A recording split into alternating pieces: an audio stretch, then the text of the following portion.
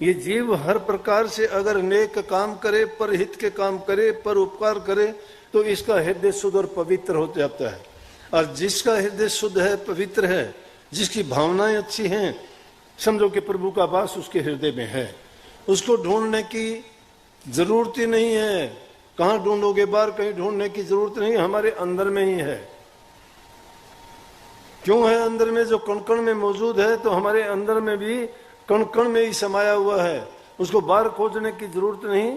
अपने हृदय को शुद्ध और पवित्र जब बना लोगे, तो उसमें जब देखोगे, वो आपको उस हृदय के दर्पण में साफ उनके दर्शन होंगे, साक्षात रूप में आपको दिखाई देंगे। लेकिन जब तक हमारी भावनाएं सच्ची नहीं है, हमारी लगन पक्की नहीं है, दुनियादारी की बातों में उलझे पड़े हैं, मेरी तेरी के झगड़े में फंसे हुए हैं, नए से नए काम करके जीवों को दुख कष्ट देते हैं, उनसे करने से हमारा पाप का जो घड़ा है वो भर जाता है, और वो ढोते ढोते फिर 84 में चले जाते हैं और उससे निकल नहीं पाते। इसलिए प्रभु के नाम का सुमरण, नाम इतनी पवित्र चीज है, उसमें सारी शक्तियां हैं। उस नाम को अगर याद करोगे, अब उसको ढूंढते हो आप, क्या कभी सोचते हो कि तीर्थ में जाके गोता लगा दिया तो आपको कोई पवित्रता नहीं मिली? उसको सिर्फ शरीर को आपने पानी में जरूर कर लिया, हृदय पवित्र नहीं हुआ उससे।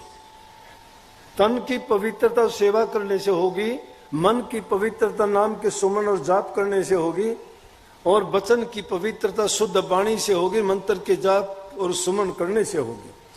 हमारी 3 मुख्य बातों पर ही जोर दिया जाता है कि सुमन करो, ध्यान करो और शब्द को सुनो।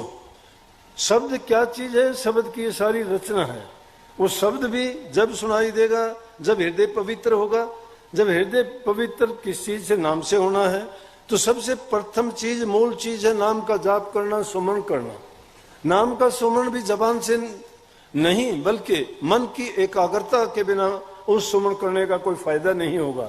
जाप मन से करते हो, माला जैसे हाथ में घुमाते रहते हो, राम राम करते हो, लेकिन मन हमारा भागता रहता है, कहीं कदर, कहीं कुछ सोचता रहता है।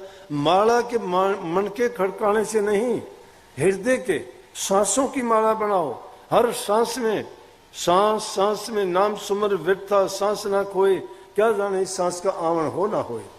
भरोसा नहीं है। हम सोचते हैं, क्या क्या सोचते हैं, क्या क्या हम अपने मन में मंसूबे बनाते हैं, ये करेंगे वो करेंगे, योजनाएं बनाते हैं, लेकिन देखते देखते सब धराया रह जाता है, और वो हमारी योजनाएं तस की तस कुछ नहीं। 2 दिन के जीवन के कारण क्यों बेकार की बातों में इन चीजों को हम फंसाते हैं। लेकिन सच्ची लगन होगी जब प्रभु से, तो तुम जो चाहोगे वैसा ही हो जाएगा। उसी तुलसी साहब को अकबर ने कैद में डाल दिया। कैद में क्यों डालने की कोशिश की? बोले, कहते हैं कि तू राम का नाम के जाप करता है, तू मुर्दों को जिंदा कर देता है। बोले, अल्लाह मैं नहीं करता, मेरे राम तो सब कुछ कर सकते हैं, उनमें है ये ताकत। मेरे प्रभु हैं, वो सब कुछ कर सकते हैं, मेरे अंदर शक्ति नहीं है। उनमें जो कहोगे वो उनसे हो सकता है। कहने लगे, जो कुछ करते हैं मेरे लिए वही करते हैं। और ऐसा हुआ भी। क्या हुआ कि एक बार तुलसी साहब जब स्नान करके वापिस आ रहे थे, और उधर से एक स्त्री आ गई, संतों के दर्शन से आई टले बला, जो दुख सोड़ी में वो कांटे में टल जा। दर्शन की बड़ी महत्ता है। महापुरुषों के दर्शन करने चाहिए। हमारे घर में हमारे माँ बाप महापुरुष हैं, सुबह उठ के उनके दर्शन करके उनसे आशीर्वाद लें। वो मुंह से अच्छे वचन देंगे, आशीर्वाद देंगे हमारे लिए। जो मैं कहता हूं कि वो आशीर्वाद ही सब कुछ फलीभूत होगा। जिसने अपने माँ बाप से उनकी सेवा करके, उनके मन को जीत के, उनसे प्यार करके, उनसे अगर सच्चे मन से आशीर्वाद लिया है, उन्होंने दिया है, तो उनको रोग बीमारी तकलीफ, उनके खोटे पाप कर्म सब धुल जाएंगे। ये शक्ति है उनके पास। वो चाहे कभी राम का नाम ना जानते हो, ना उन्होंने कोई भक्ति की हो, ना उनके पास कोई और शक्ति हो, लेकिन उनके पास मन की शक्ति है, मन में शक्ति है सारी की सारी। और वो सच्चे मन से एकाग्रता मन की जब होगी, और जब उनका पूरा विश्वास होगा कि भैया उनका दिल खुश होगा जिस काम से, सेवा से, तो तुम्हें जिस खुश मन से आशीर्वाद देंगे वो चीज फलीभूत होगी, सब कष्टों को मेट देगी, सब सुख देने वाली होगी वो। तो तुलसी साहब जब ध्यान से उठ के चलने वाले थे, उधर से एक सती और चली, वो सती होने के लिए जा रही थी, हार श्रृंगार किए। वो जमाने थे जब स्त्री पतिव्रताएं स्त्रियां जो होती थी, जब उनके पति गुजर जाते थे तो उनके साथ सती होने के लिए वो जिंदा उनके साथ चिता में जल जाती थी। वो सोचती थी मुझे दुनिया में करना क्या है, वो सत्य, वो भी सत्य था। ऐसे जल जाना किसी के बस की बात थोड़ी है, तो एक उंगली भी नहीं चला सकते हम। लेकिन जब उनको एक ही चीज का उनके मन में धुन होगी, दूसरी चीज की तरफ ध्यान ही नहीं था। ये ध्यान करना, अभ्यास करना भी ऐसा ही है। पतिव्रता स्त्री का, एक गुरुमुख शिष्य का, और कई ऐसे उदाहरण दिए हैं कि दुनियादारी की चीजों के लिए हम अपना सब कुछ भूल के जीवन देने के लिए तैयार हो जाते हैं, जिनसे हमें मिलना कुछ नहीं, कष्ट ही भोगने होते हैं परिणाम स्वरूप।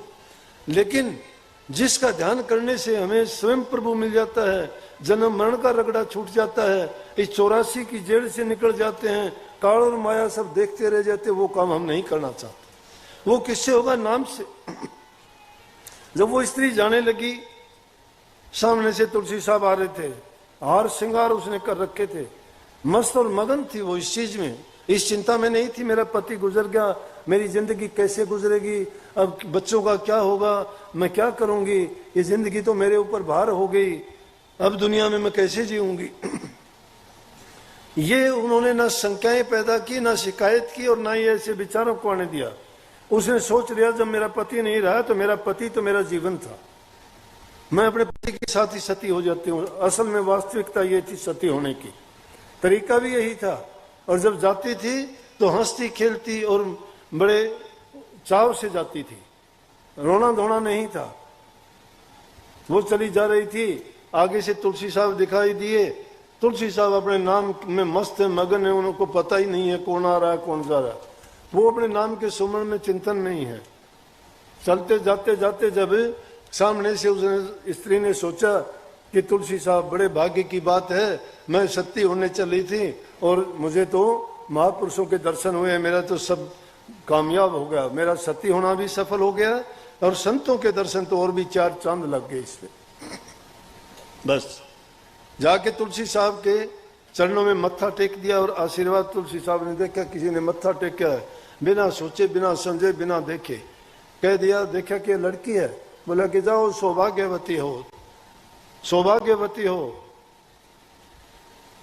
चुप, देख के हैरान होगी, कहने लगे तुलसी साहब से। बात थी कही गई है कि तुलसी आवत देख के और सती नवायो शीश। तुलसी साहब ने क्या कहा? चुड़ला तेरा अमर रहो जीवो कोट बरीस, कि तेरी चूड़ी अमर रहे और तेरा पति लाखों बरस तक जिए। उसने देखा तुलसी साहब ने क्या कह दिया, भोले हैं ये तो, इनको पता ही नहीं मैं क्या करने जा रही हूं।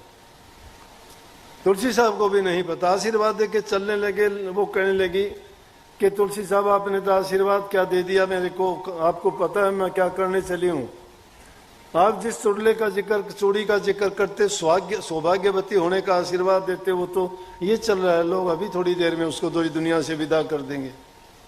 तुलसी साहब ने मत्थे में हाथ मारा और कहने लगे, वो स्त्री ने कहा पहले कि तुलसी तो भोरे भये भोरी कह गए बात, धूम धड़क मैं चली चलूं जड़ू मड़े के साथ। कि तुलसी साहब तो भोले हैं, भोली बात कह दी उन्होंने, बिना सोचे कह दिया।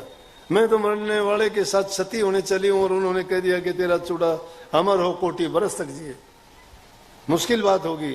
तुलसी साहब ने देखा, वो कहने लगी वो तो चले। जब तुलसी साहब ने कहा कि ले आओ भाई मुर्दे को लेके आओ, मुर्दा बुलाया। नाम की ताकत। हम भी सत्संगी हैं, कितना नाम का सुमरण करते हैं हम, रोजाना सत्संगों में आते हैं, कितनी बातों को मानते हो आप, कितना आप में बदलाव आया है, कितने आपने जो बुराइयां हैं उनका त्याग किया है। अरे जब तक उन बुराइयों को नहीं त्यागते हो भैया, लाख कोशिश करोगे तो भी आपको कुछ मिलने वाला नहीं है। अच्छी बात है, सत्संगों में आओगे, आते जाते रहोगे, कभी न कभी ज्ञान की ऐसी ठोकर लगेगी, जीवन बदल जाएगा। एक दिन में नहीं, कभी न कभी आपके मतलब। लेकिन अगर तुम कही गई है कि जो कोई भक्ति करे कपट से उसको भी अपनाऊं, श्याम दाम दंड भेद से सीधे मार्ग लाऊं। जब कोई कपटी आदमी भी सत्संग में आके बैठ जाता है वो भी खाली नहीं जाता, उसके अंदर बीज डल जाता है। कभी न कभी उसको बात याद आती है, कभी न कभी ऐसा अवसर आता है कि उसमें सत्संग में मिला हुआ वचन, वो अवसर, वो घड़ी का उसको जो फायदा मिलता है, जब वो सोचता है कि मैं सत्संग में एक दिन गया था, उस सत्संग में मुझे ये फायदा मिला था, उस सत्संग का ये फायदा मिला, फिर पछताता है कि पूरी जिंदगी मैंने बेकार गंवा दी। अगर मैंने सारी जिंदगी सत्संग किया होता, प्रभु के नाम का सुमरण किया होता, नेक काम में जीवन लगाया होता, तो पता नहीं क्या का क्या प्राप्त कर लेता। वक्त गुजरने के बाद इंसान को समझ आती है, फिर उस वक्त में उसका धोखा करना या ये ऐसे विचार करके बेकार में वो अपने मन को दुखी करता है, उसके बाद उसको आनी जानी नहीं होती, क्योंकि वक्त गुजर चुका होता है। इसलिए समय रहते हुए आदमी को सोचना चाहिए। तुलसी साहब ने मुर्दे को मंगाया, मुर्दे को मंगा के उसके ऊपर हाथ रख के कहने लगे कि भाई मेरे से गलती होगी मालिक, अब आप जानो, मेरे से जो कहा गया मैं मानता हूं मैंने बड़ा अपराध कर दिया है कि ये मेरी सामर्थ्य नहीं है मैं इसको जिंदा कर सकूं। तुलसी मड़ो मंगाए के मस्तक मेलो हाथ, मैं तो कुछ जाना नहीं थे जानो रघुनाथ। बोले प्रभु जी मुझे नहीं पता, मेरे से तो जो होगी भूल गलती होगी, अब आप जानो इसको कैसे सुलझाओगे, कैसे ठीक करोगे। इसलिए ये सच्ची लगन की बात कही कि जिनको लगन लगी उनके नाम देखो। उन्होंने राजे महाराजाओं ने अपने राजमहलों को त्याग दिया, अच्छे भोजन त्याग दिए, ऐसो आराम त्याग दिए, नौकर चाकर छोड़ दिए, उन्होंने परवाह नहीं की। उनको ऐस पूर्ण जीवन जो भोगते थे उसका त्याग करके जंगलों की खाक छानी उन्होंने। और जो आदमी ऐसा नहीं करता वो आदमी अपने जीवन को बर्बाद करके चला जाता है। अपने जीवन की कीमत समझो कि इंसान के जीवन की कोई कीमत नहीं है। अगर इसकी कीमत लगाना चाहते हो तो पूछ के देख लिया करो। कोई मरते वक्त इंसान कहेगा कि मुझे कोई 5, 10, 15 मिनट या महीना 20 दिन जीने के लिए दे दे तो मैं जो सारी जिंदगी कमाया उसके नाम कर दूंगा, और उस वक्त में उसको एक पल भी नहीं मिलती है। इसलिए उस सांस की कीमत जब पता लगता है, ये सांस जो व्यर्था खो रहे हैं हम, और किन बातों के लिए खो रहे हैं। आदमी के बैठत 12 चलत 18 सोवत पूरे 30, मैथन कर दे 64 घटे कैसे भजो जगदीशा। बैठते हुए 12 सांस लेते हो, चलते हुए 18 लेते हो, सोते हुए 30 लेते हो, और मैथुन करते मतलब कोई ऐसी क्रिया करते वक्त तुम्हारे 64 सांस टूटते हैं। सांस गिनती के हैं इंसान के पास, तो कहते हैं फिर परमात्मा का भजन कैसे करोगे, प्रभु की भक्ति कब करोगे, कैसे करोगे। जो जितने सांस जितना लेता है, ये जितनी योनि है, सबका जीवन सांस पे टिका हुआ है। कौन कितने सांस लेता है। कई जीव तो एक मिनट में 2 ही 4 बार सांस लेते हैं, वो कई सालों तक जीते हैं, हजारों साल तक जीने वाले होते हैं। इंसान तो 1 मिनट में पता नहीं कितने सांस लेता है। अगर उसमें थोड़ी सी भी उत्सुक होती है तो आपको पता लग जाता है कि ये सांस की गड़बड़ होगी हमें। तो इस सांस की कीमत समझो कि जो सांस हम बेकार खो रहे हैं, ये दोबारा ना तो आने वाले ना दोबारा से मिलने वाले, कि इनको दोबारा हम ले लेंगे। बचपन गया, जवानी गई, बुढ़ापा आएगा, बुढ़ापा लेके जाएगा, छोड़ने वाला नहीं। और उस टाइम पे कुछ करने की सामर्थ्य भी नहीं। बुढ़ापे में क्या कर सकता है इंसान, कर सकता है जवानी के टाइम में कर सकता है। उस टाइम में सोच समझ के काम करे। हम संसारी आदमी है, संसार में रहते हुए घर गृहस्थी को भी निभाना है, पूरी ईमानदारी के साथ, सच्चाई के साथ, चरित्रवान बन के अपने नेकी के काम करते हुए और अपने जीवन को पवित्र बना के रखना है। जरूरत के मुताबिक हर चीज का भोग करना है, खाने पीने का, सोने का, उठने का, काम करने का। आदमी के पास एक अपने जीवन का जीने का सही तरीका होना चाहिए। ये रोज रोज की बीमारियां, तकलीफ परेशानियां क्यों होती हैं हमें? हमारी गंदी सोच के कारण होती है। हमने अपने जीवन को किसी तरीके में रखा नहीं। कभी खाने के लिए डूब जाते हैं, कभी पीने के लिए डूब जाते हैं, कभी किसी लालच में गिर जाते हैं, कभी किसी इंद्रिय के भोग में मर जाते हैं। जरूरत से ज्यादा उन चीजों को कर जाते हैं, ये सोचते ही नहीं। मैं कहता हूं अगर एक नियम के मुताबिक तुम अगर अपना जीवन जीवोगे और उन नियमों में मुख्य करके प्रभु भक्ति के लिए एक नियम अलग से पक्का बना के रखोगे, अगर तुम्हारे से कोई गलती हो भी गई तो तुम्हें उस गलती का बहुत पछतावा होगा। और जो इंसान पछतावा कर लेता है वो अपनी सारी गलतियों को प्रभु के चरणों में माफ करवा लेता है, तौबा कर लेता है, वो दोबारा गलतियां नहीं करता है। और एक पाप कर्म के जो रास्ते पे चल पड़ता है उसको पाप बोध नहीं रहता, फिर वो अपने आप को बुरा नहीं मानता, उसके जीवन का अंग बन जाता है। तो क्यों न उस बुराई की बजाय उस अच्छाई को, प्रभु के नाम को, उस ध्यान को, सुमन को एक अंग बनाया जाए अपने जीवन का। किसी चीज के लिए मना नहीं करते। जरूरत है इंसान की पहली पेट के लिए रोटियां, काम करो उसके लिए। काम और मेहनत संतों ने सब ने की, क्या उन्होंने नाम प्रभु का नहीं जपा? कबीर साहब ने ताना तना पूरी जिंदगी, क्योंकि पेट पालने की जरूरत थी, कपड़ा बुनते थे, उससे उनका जीवन चलता था, घर परिवार का लालन पालन होता था। बाकी जो बचता था संगत में जो उसको भंडारा और वो भी कुछ देना होता था तो भी अपनी मेहनत का देते थे। लेकिन उसमें उनके नाम में कभी दखल नहीं आया। सत्संग करते तो भी प्रभु के नाम का गुणगान था, ध्यान में बैठते तो प्रभु के नाम का ध्यान था, सुमन करते तो प्रभु के नाम का ही ध्यान था।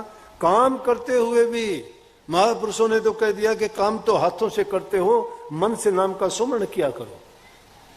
मन से तुम अपना सुमन करते रहो प्रभु का, हाथों से काम करते रहो। खाते पीते उठते बैठते कौन मना करता है? किसी का कोई ख्याल ही नहीं करना, मन में ख्याल उसी चीज का होना चाहिए।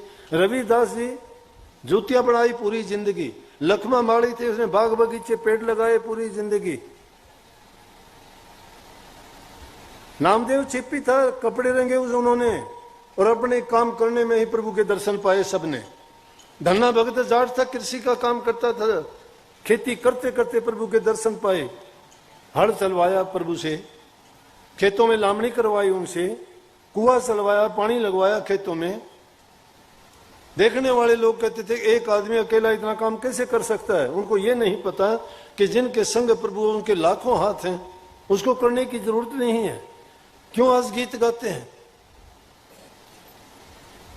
उन चीजों को आज इतने कहते हो, वो चीजें सत्य थी। क्यों एक भीलनी, उसमें कोई रूप हुस्न था, वो कोई मेकअप करती थी, कोई अच्छे कपड़े पहनती थी, या उसका कोई घर बार परिवार था, या उसके पास कोई और महल मकान थे। श्री रामचंद्र जी जंगल में जाते हैं, बड़े बड़े ऋषि देखते रह जाते हैं और वो जो है भीलनी के घर में जाते हैं। लेकिन लगन उस भीलनी की सुनो। रोजाना उस जंगल में एक ही गीत बनाते हैं। गुरु ने एक वचन कहा था, जब चोला छोड़ने लगे तो भीलनी कहने लगी, गुरु जी मेरा क्या होगा? अब आप तो चले दुनिया से, अब तक तो आपका सहारा था, आप मेरे माँ भी थे, बाप भी थे, भाई भी थे, मेरे संरक्षक भी थे, मेरे सब कुछ आप थे, बेटे पिता जो भी आपको कहूं, मेरे सारे काम आपसे चलते थे, मैं बेपरवाह थी, मुझे कोई परवाह नहीं थी। अब मैं क्या करूंगी, कहां जाऊंगी? संतों के वचन में ताकत होती है। संत वचन कोई सच्चे मन से कोई मान के अंगीकार कर ले, उसको मान ले तो उसका जीवन बदल जाता है। उसमें शक शुबा ना करो। कोई भी संत हमारे हित की कहते हैं, चाहे वो वचन बुरा लगे, उल्टे सीधे वचन का जो नहीं माने दुख कहे कबीर संसार में, सो कहिए गुरुमुख। गुरुमुख जो गुरु की आज्ञा में चलता है और गुरु ने जो वचन बोल दिया उसी को मंत्र मान के, पक्का मान के उसको, चाहे वो देखने में जाहिर में ऐसा लगता है कि वो उसके लिए बुरा कहा गया है, उसको दुख देगा, उसको लगेगा मेरी बेइज्जती हुई है, इसमें गुरु ने मेरी बेइज्जती कर दी है कह के। लेकिन उसको ये नहीं पता गुरु का वो वचन उस कुम्हार की तरह से है जो घड़े के अंदर हाथ लगा लेता है, मिट्टी के ऊपर से थापी से उसको गोल बना देता है। गुरु कुमार शिष्य कुंभ है, घड़ घड़ काटे खोट, अंदर हाथ सहार के बाहर बाहर चोट। कौन समझता है गुरु की महत्ता को? बाहर से चोट दिखाई देती है लेकिन अंदर से उसके पापों को धोता है, उसके कष्टों को काटता है। उसको अच्छा रूप देता है जिसके कारण उसको दुख कष्ट ना भोगने पड़े। बेरणी को एक ही वचन कहा था, बेटी श्री रामचंद्र जी आपके घर आएंगे, और इसी रट को लगाए रहती सुबह से शाम तक कि गुरु का वचन झूठा नहीं हो सकता, चाहे कुछ भी हो श्री रामचंद्र जी आएंगे। काम मिल गया। कुटिया को संवारती है, रोजाना भारी झाड़ी निकालती है, पानी का छिड़का करती है, जंगल से फूल तोड़ के लाती है, सजाती है। क्या थी? झोपड़ी थी। झोपड़ी को महल बना रखा है, चारों तरफ सुगंधी है फूलों की। सारा दिन यही है। वो फूल गंदे हो जाते हैं, दूसरे लाके कि प्रभु आए तब तक तो ये ऐसे नहीं होने चाहिए, ताजा फूल होने चाहिए। उनको कोई कष्ट ना हो, फिर से बुहार देती हूँ, फिर से रास्ते को सही कर देती हूँ, उनको कष्ट ना हो किसी प्रकार का।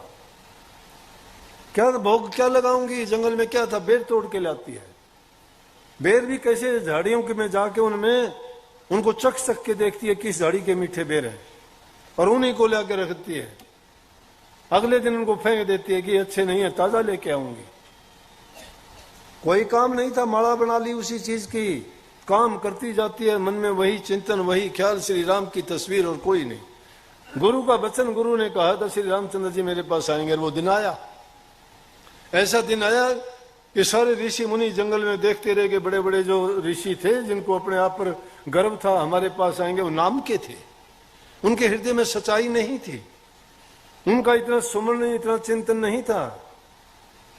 अरे क्या नहीं, इंसान की शक्ति खींच लेती है। सती सावित्री की बात नहीं सुनी क्या आपने? यमराज के हाथ से अपने पति को ले आई, मुंह पर तमाचा लगाया, कहा कि कैसे ले जाएगा तू? तेरी ताकत है? हम रात दिन सत्संग करते हैं, बहाना करते हो, हम नाम जपते हैं, हमारी खुद की दुख दुविधा हमारे से दूर नहीं होती, ईर्ष्या की अग्नि में जलते रहते हैं। क्या प्रेम है हृदय में? भाई भाई का दुश्मन है, गले काटते हो, आंख में चोनी का खेल खेलते हो, छल करते हो, कपट करते हो, धोखा करते हो। कितने दिन जीवोगे? क्या लेके जाओगे? प्रभु का नाम जपया करो, याद किया करो। वो संत बड़े बुद्धिमान थे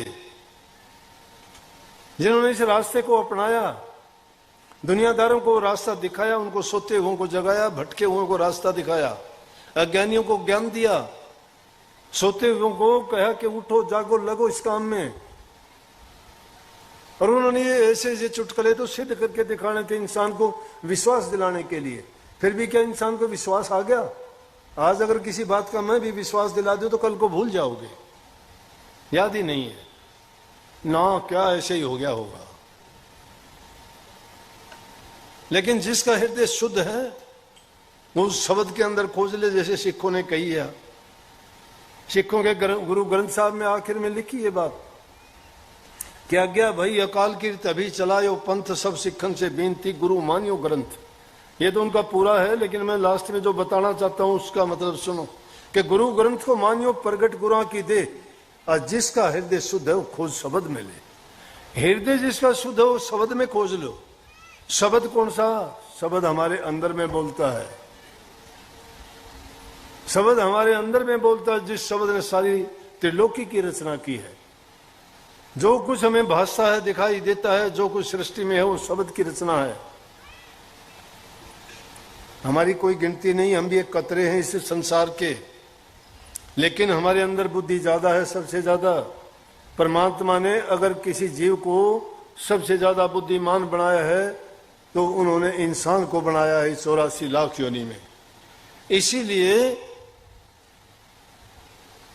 इनको अवसर मिला है। ये किसी योनि में गुरु नहीं मिलेगा, किसी योनि में सत्संग नहीं मिलेगा, किसी योनि में नाम नहीं मिलेगा।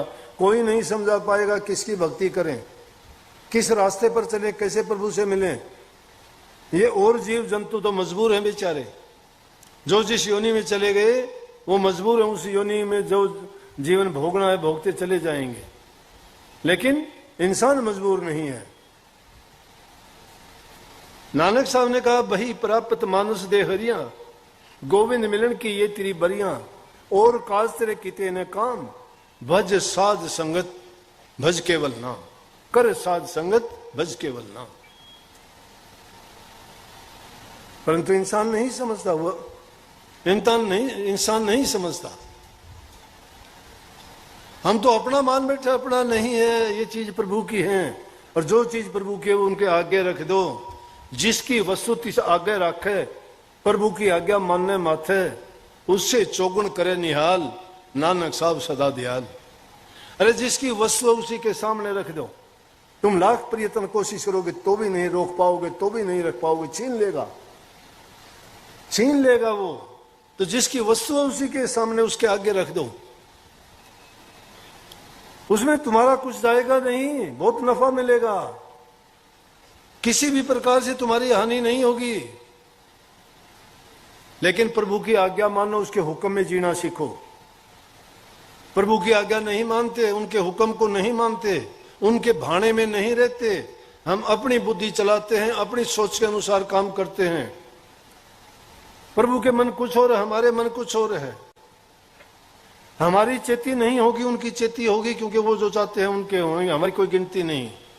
हमारी जब होगी कि हम उसके सामर्थ्य हो जाएं। अगर नाम की कमाई करके तुम उसे दरबार के योग्य बन जाओ तो आपकी भी चलेगी, आपकी भी सुन लेंगे। बिना उसके हमारी नहीं सुनी जाती। सब काल के जीव हैं, कुछ उसके मुट्ठी में है, कुछ गोद में है, कुछ सबेना। जगत सबेना काल कारक, कुछ मुट्ठी कुछ गोद।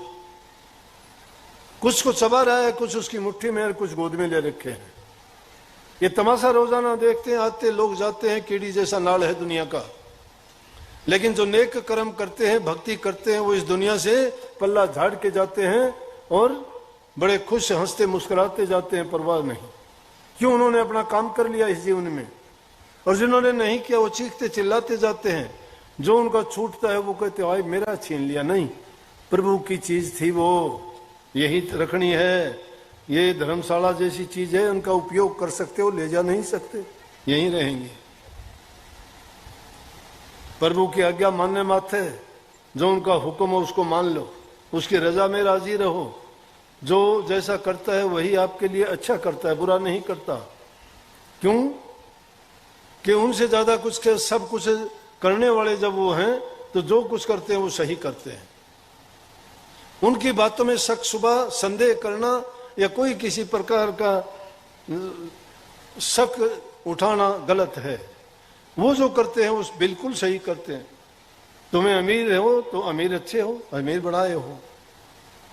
कई लोग तो कह देते हैं कि नाम मैंने कमाया है, मेरी हिम्मत है, मेरा वो है। ठीक है, पिछले कर्म के अनुसार तुम्हारी प्रारब्ध से तुम्हें ये मिला है, लेकिन अब कुछ नहीं करोगे तो आगे कुछ नहीं मिलेगा।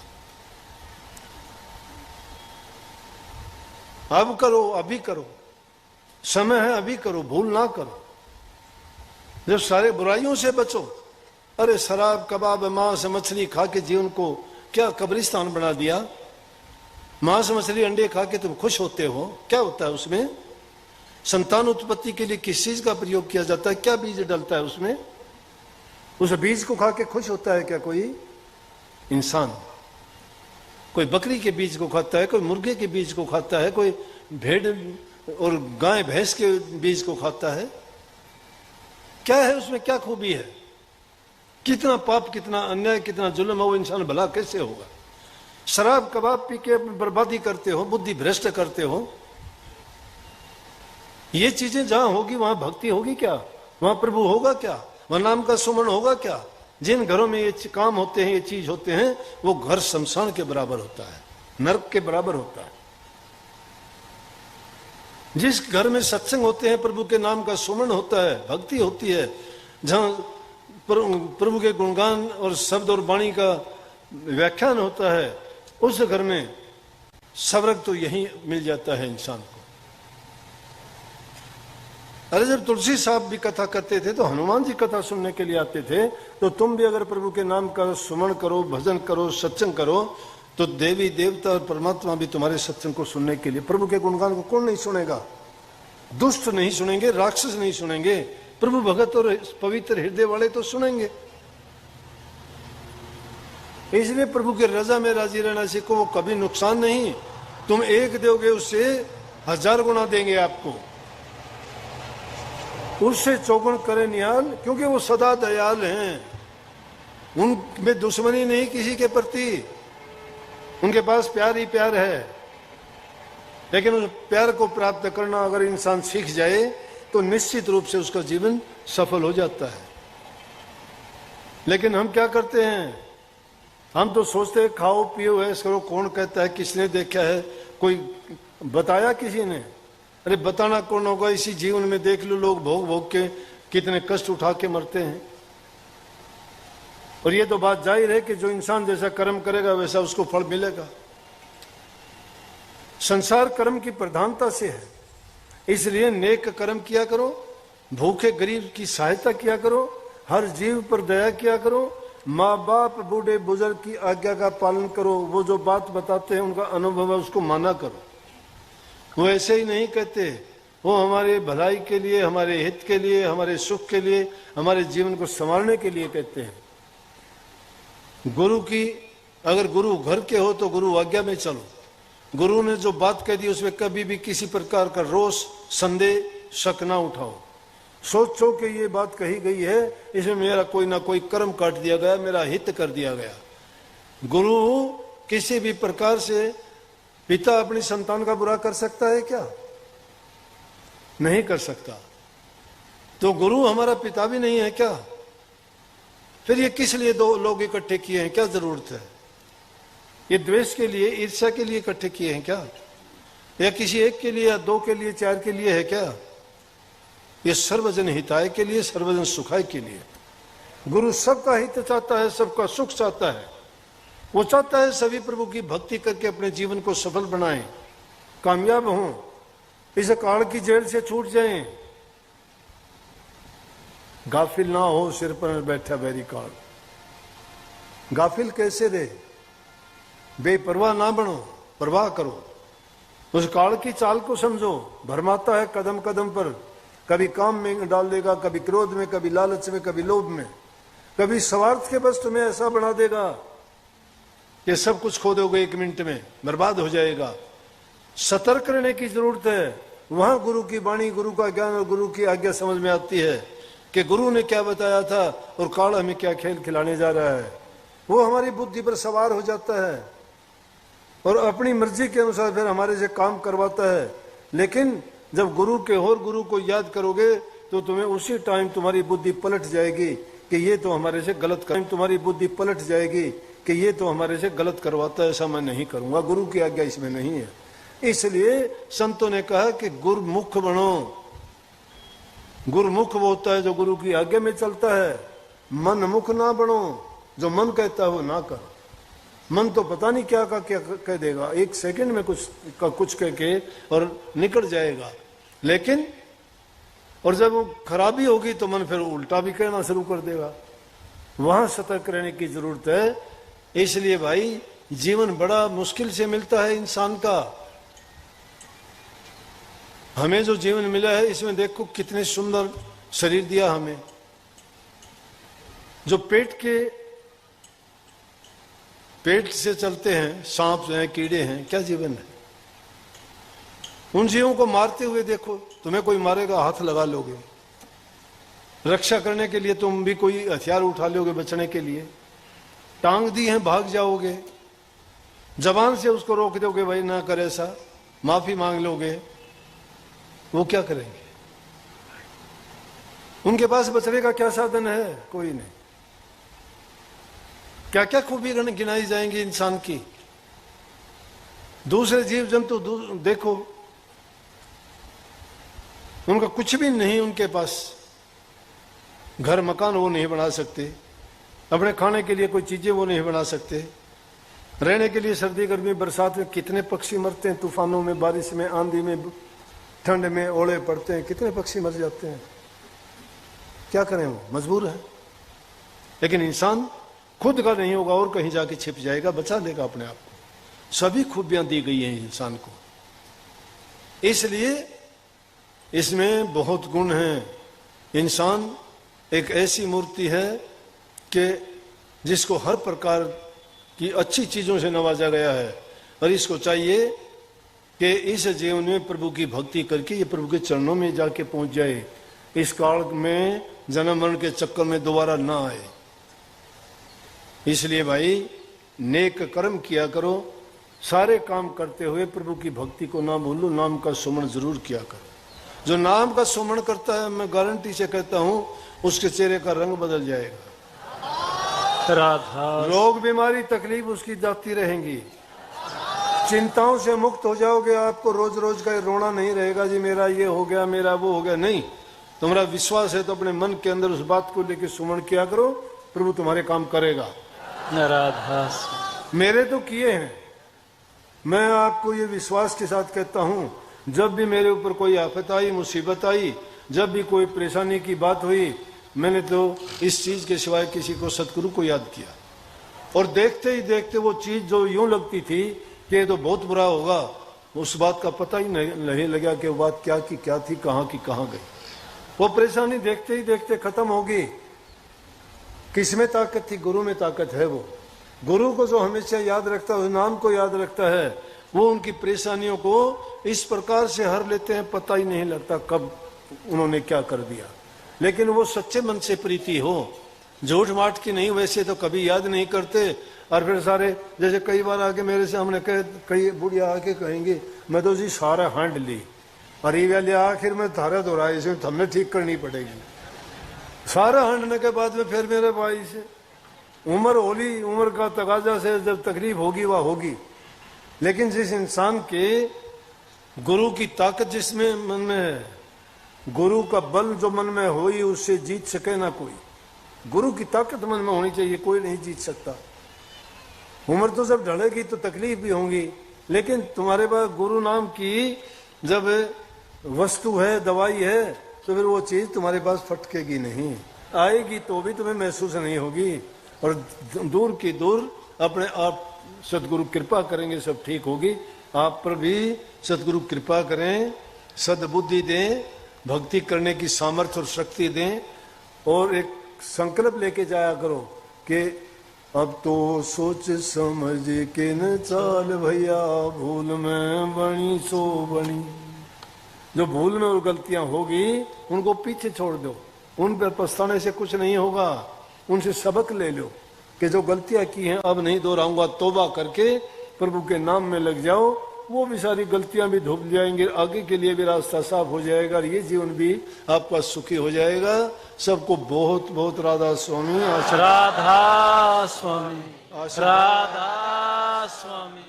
सुबह बोलो, शाम बोलो, राधा स्वामी नाम बोलो। जब भी जुबान खोलो, राधा स्वामी नाम बोलो। सुबह बोलो, शाम बोलो, राधा स्वामी नाम बोलो। जब भी जुबान खोलो, राधा स्वामी नाम बोलो। भाग बड़े हमने नरतन पाया है, हीरे जैसी जिंदगी को कोढ़ी सा बनाया है।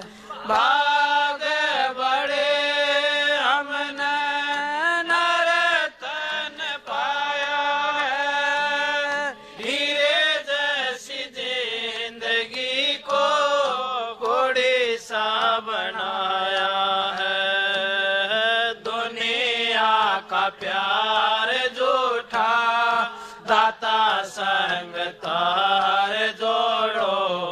जब भी जुबान खोलो, राधा स्वामी नाम बोलो। सुबह बोलो, शाम बोलो, राधा स्वामी नाम बोलो। जब भी जुबान खोलो, राधा स्वामी नाम बोलो। प्रभु की कृपा से मिला अनमोल खजाना है, जिसकी कृपा से मिला उसी पर लुटाना है। प्रभु की कृपा से मिला अनमोल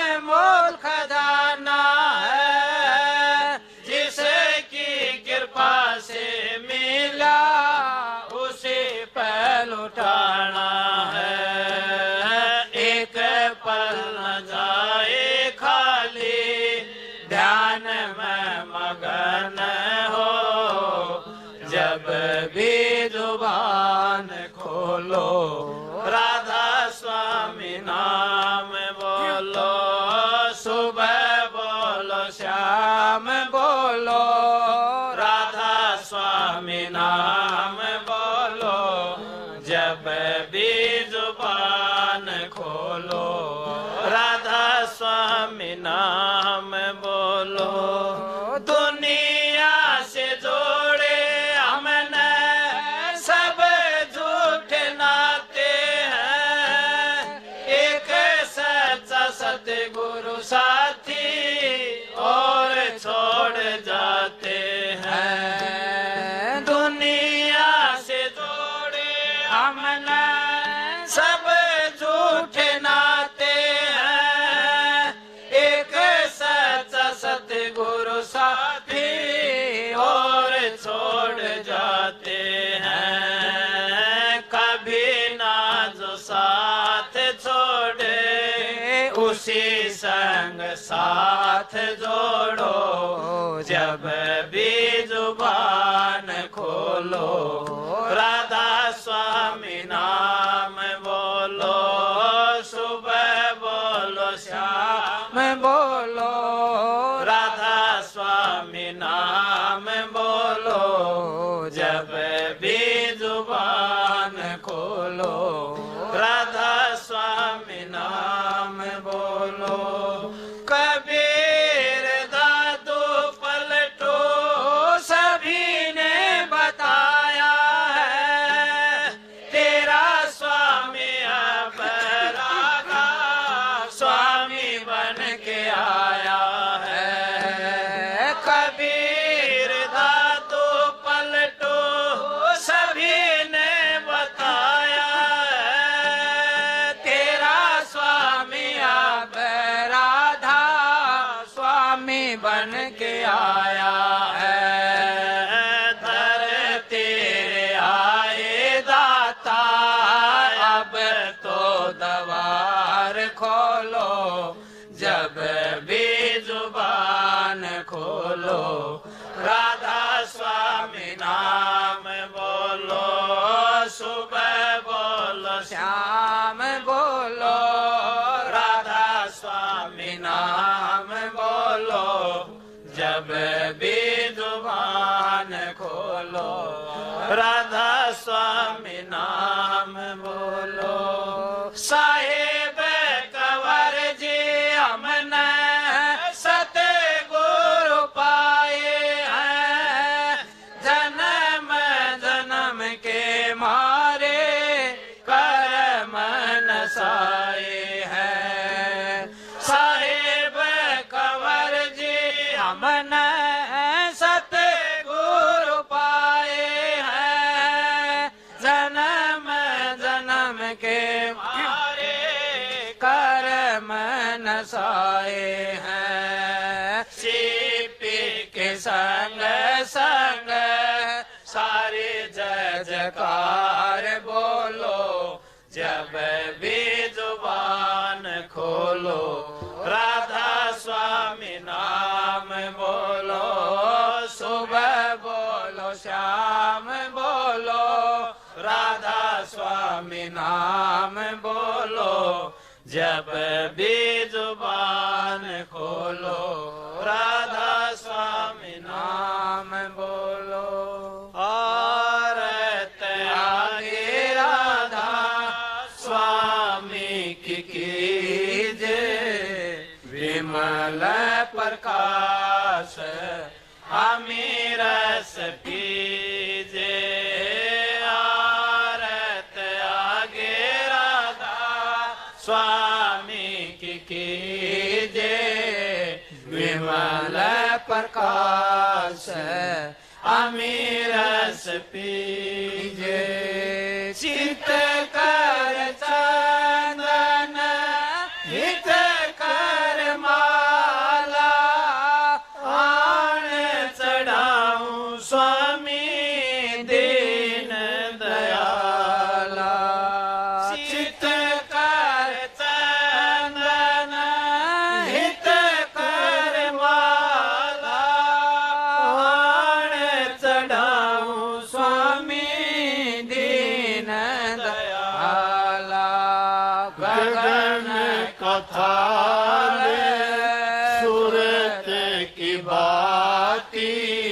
शब्द की जोत जग दिन राती आरत आगे राधा स्वामी की कीजे विमल प्रकाश अमीरस पीजे आरत आगे राधा स्वामी की कीजे विमल प्रकाश अमीरस पीजे सहस कंवल दल घंटा बाजे पंखनाल धुन शंख सुनीजे सहस कंवल दल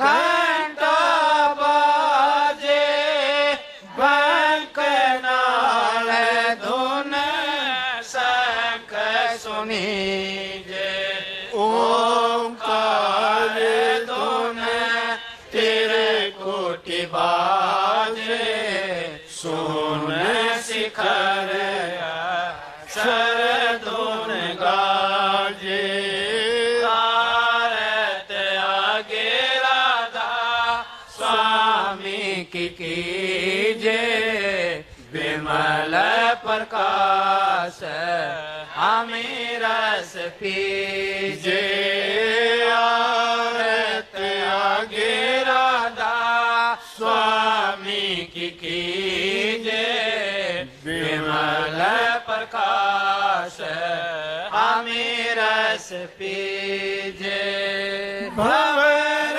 गुफा ढिंग सोहंग वासा सतलोक सत नाम निवासा भंवर गुफा ढिंग सोहंग वासा सतलोक सत नाम निवासा दास आप की आरत गावे चरण कमल में बासा पावे दास आप की आरत गावे चरण कमल में बासा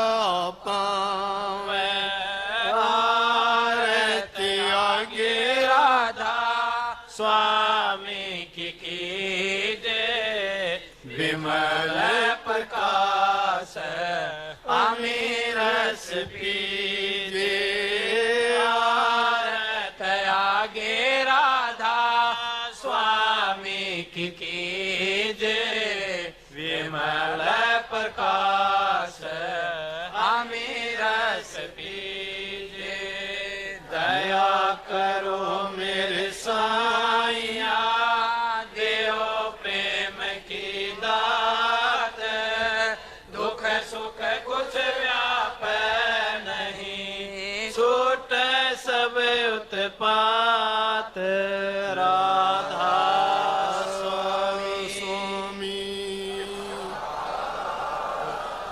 राधा स्वामी राधा स्वामी। जाने से पहले अगले सत्संग की घोषणा सुनो। 18 तारीख पानीपत। क्या का पड़ेगा? 15 का पड़ेगा, इतवार भाई अगला। मैं 10 दिन जोड़ दिया। 15 तारीख का पड़ेगा अगला इतवार पानीपत का। जो जाना चाहें आ जाइयो। राजस्थान वालों सबको बहुत बहुत आशीर्वाद।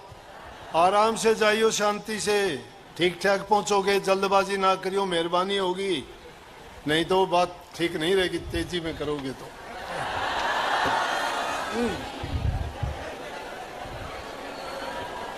कितनी देर बैठे कद बैठे थे बेचारे।